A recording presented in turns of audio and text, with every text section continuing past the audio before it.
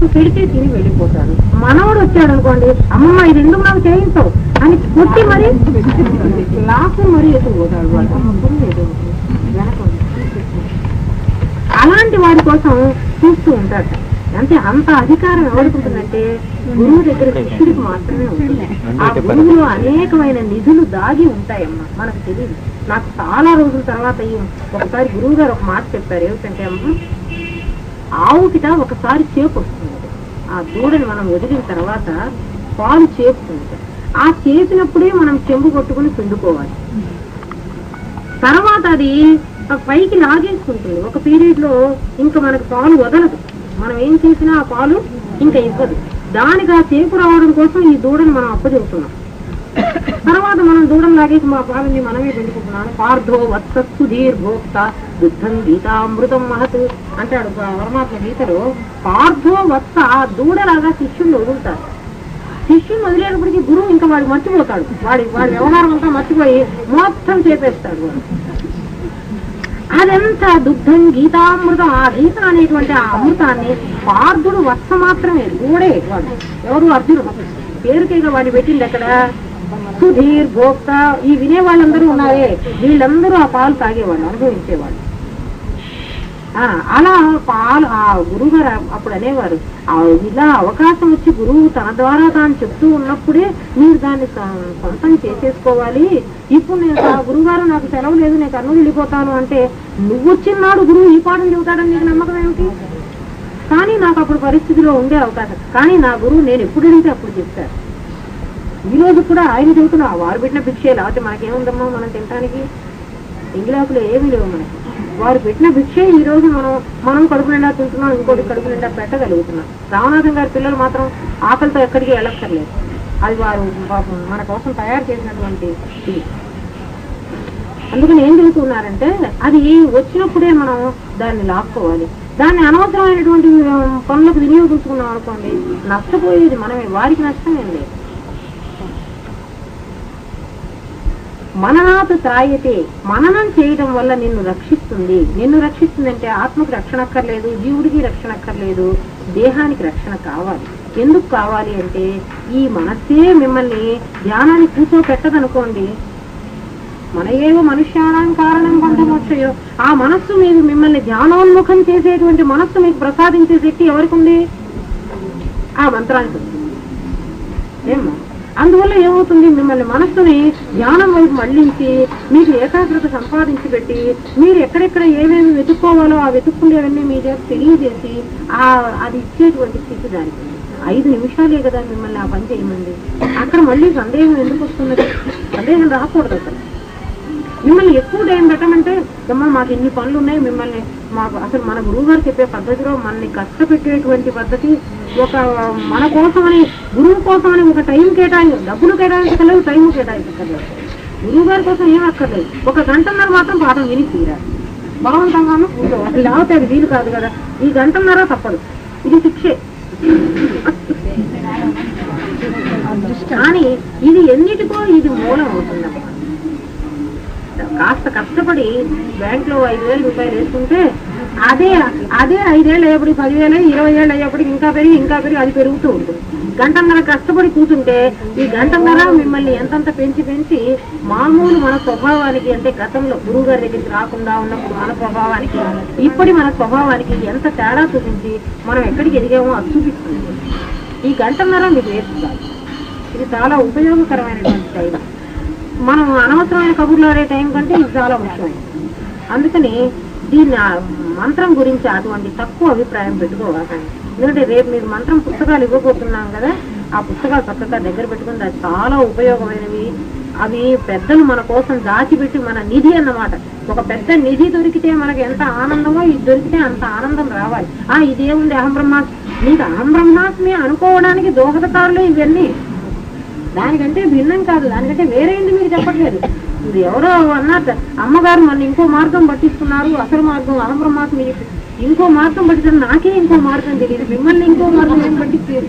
నాకు ఒక మార్గమే తెలుసు, ఏకమేవాద్వితీయం బ్రహ్మ దేహనానాస్తి కించన, నాకు అదొక్కటే తెలుసు. ఇంకోటి నాకు తెలిస్తే చెప్పడానికి ఎన్ని ద్వారానైనా మీరు దాంట్లోకి రమ్మనే మీకు పాఠం చెప్పేది. ఎవడైనా కూడా చెప్పేది అద్వైతి చెప్పే మాట అదే చెబుతాడు. 2 ఉన్నాయి 3 ఉన్నాయి చెప్పడానికి వీళ్ళు. ఏ రకంగానైనా నాయన ఒకరికి ఒకటి ఇష్టం అవుతుంది, వాడిని ఆ రకంగానే తీసుకురా. ఇంకోటి ఇష్టం అవుతుంది, వాడిని ఆ పద్ధతిలోనే తీసుకురా. అందుకని కనబడేదంతా బ్రహ్మ పదార్థమైనటువంటి దృఢనిశ్చయం కలిగి ఈ రూపాలన్నీ చైతన్యం కాదు, కానీ చైతన్యము కన్నా భిన్నం కాదు. ఇవన్నీ ఇప్పుడు ఈ మంత్రాలన్నీ కూడా పరమాత్మ కాదు, కానీ పరమాత్మ అంటే భిన్నం కాదు. సత్తు చిత్తు ఆనందం అనేటువంటి మూడింటిలో చిత్తు యొక్క విలక్షణమే కదా, ఇదంతా విలాసమే కదా. ఆ విలాసం ద్వారా మనకు సత్తు దొరకదు. సత్తు అసలు అక్కడే ఉంటుంది. దొరకడం అంటే చిత్తు ఎక్కడుందో సత్తు అక్కడ ఉండి తీరాలి. లేకపోతే కనిపిస్తుంది అంటే అది ఉండకపోతే నీకు ఎలా కనిపిస్తుందమ్మా? ఉంటే కదా కనిపిస్తుంది. ఏది ఎలా సంప్రార్థిస్తే అలా ఒడిదుడుకులు లేక చూస్తూ అనుభవించటయే ప్రశాంతి. ఈ జీవితం అనేది ఒక వరం. ఎందుకు ఈ వరం అంటే ఆత్మ గురించి తెలుసుకోవడానికి అవకాశం ఉన్నది కేవలం మానవ జన్మలోనే. అటువంటి వరం మనకు వచ్చింది. ఈ వరాన్ని అనవసరంగా బాహ్యమైనటువంటి కష్టాలకి దుఃఖాలకి సుఖాలకి వాటిని బలి చేసుకుని జీవితం అంతా అయిపోయిన తర్వాత అయ్యో నా కొడుకు నా మొగుడు నా పిల్లలు నా ఇల్లు నా వాకిలి నా సంసారం నా వ్యాపారం ఇవన్నీ అనుకుని ఇది కాస్త ఈ వరం కాస్త పూర్తి చేసేసుకుంటే తర్వాత మనం ఏం చేసినా ఏమీ లాభం లేదు. అలా వచ్చినటువంటి ఈ వరాన్ని దీనికి నువ్వు తెచ్చుకునేటప్పుడే కొన్ని కష్టాలు కొన్ని సుఖాలు తెచ్చుకున్నావు. చూడమ్మా, ఓ గాజు బొమ్మ నేను కొనుక్కునేప్పుడే ఉండాలి. తాజ్మహల్ వెళ్ళి నేను ఆగ్రా వెళ్ళి తాజ్మహల్ బొమ్మ కొనుక్కొచ్చుకున్నాను. చాలా అందంగా ఉంది, నాకు చాలా ఇష్టంగా ఉంది. బొమ్మ కొనుక్కునే నాడే నాకు జ్ఞానం ఉండాలి, ఇది గాజుది కదా, ఇది ఎప్పుడైనా పగిలిపోతుంది కదా అని. అలా కాకుండా నేను దాన్ని తెచ్చుకున్నాను, చాలా ఆనందంగా అనుభవించాను. అకస్మాత్తుగా అది ఓ రోజు గాలి వీచి కింద పడ్డది. అది చేజారులో నేను జాగ్రత్తగానే పట్టుకున్నా. గాలి కొట్టింది కిటికీలోంచి, ఆ బొమ్మ కాస్త ఇలా వచ్చి కింద పడుతుంది. అది కాస్త పగిలింది. అంటే ఆ బొమ్మను నేను ఎప్పుడు తెచ్చుకున్నానో అప్పుడే దాని పగిలేది కూడా నిర్ణయం అయ్యింది. ఆ బొమ్మ నాకు ఎలా ఆనందం ఇచ్చిందో దాని పగలడంతో నాకు దుఃఖం ఇవ్వడం కూడా అది నిర్ణయం అయ్యే మా ఇంటికి వచ్చింది. అలాగే ఈ దేహాలన్నీ కూడా నిర్ణయం అయ్యే వచ్చాయి. పుట్టినప్పుడే సావటానికి.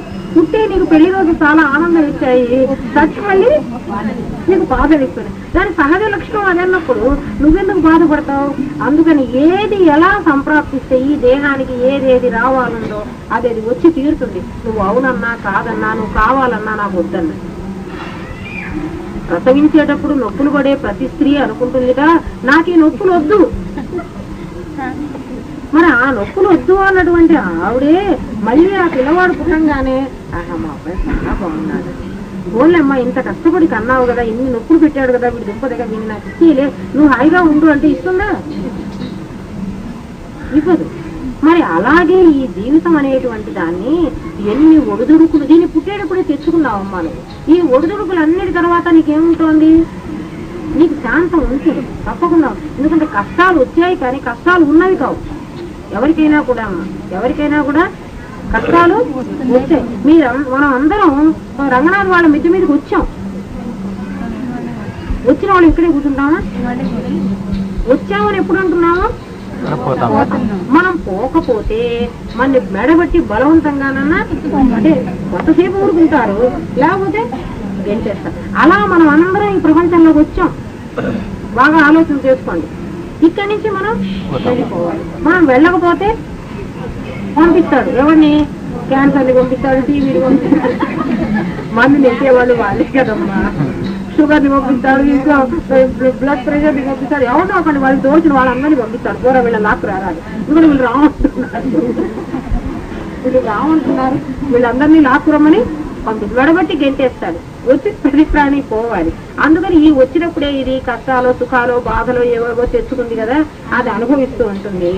ఒడిదుడుకులు లేకుండా నువ్వు చూస్తూ ఉండు, ఊరికే సాక్షిగా చూస్తూ ఉండు. దాంతో నువ్వెందుకు తాదాత్మ్యం పొందుతావు? నువ్వు అవునన్నా కాదన్నా అది అదే జరుగుతుంది కదా.